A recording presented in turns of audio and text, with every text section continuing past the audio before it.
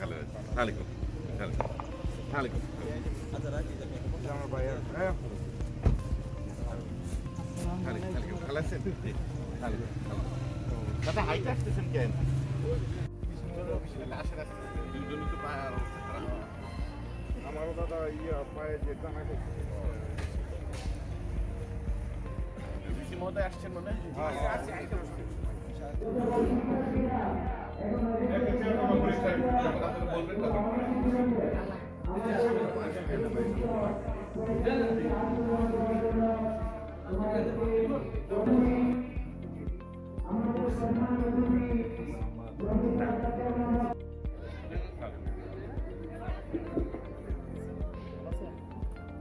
জনাব খন্দকার আজিজুর রহমান পেরা, সাধারণ সম্পাদক কাপাসিয়া উপজেলা বিএনপি ও সাবেক চেয়ারম্যান কাপাসিয়া উপজেলা পরিষদ।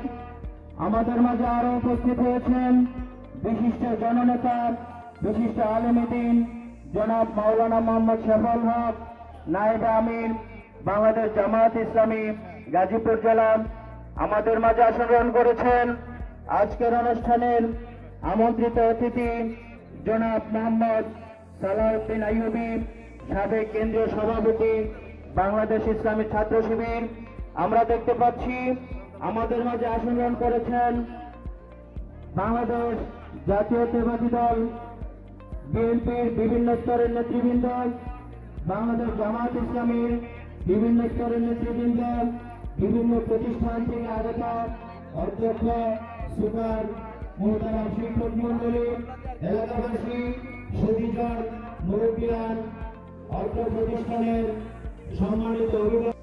তোমার প্রভুর নামে যিনি সৃষ্টি করেছেন, তিনি মানুষকে সৃষ্টি করেছেন জমাট রক্ত থেকে। পরে তোমার পালনকর্তা মহাদয়ালু, যিনি কলমের সাহায্যে শিক্ষা দিয়েছেন মানুষকে, যা সে জানত না। আসসালামু আলাইকুম ওয়া রাহমাতুল্লাহি ওয়া বারাকাতুহু। এই ফ্যাসিস্ট সরকার ইসলামের বিরুদ্ধে যা কিছু করা যায় সেখানে কিন্তু শতভাগ করছে, এবং সেখান থেকে কিন্তু আমরা এখন এক নতুন বাংলাদেশ গড়ার সুযোগ পেয়েছি। আপনাদের প্রতি উদাত্ত আহ্বান, আমরা যেন সেই সুযোগটা হারিয়ে না ফেলি।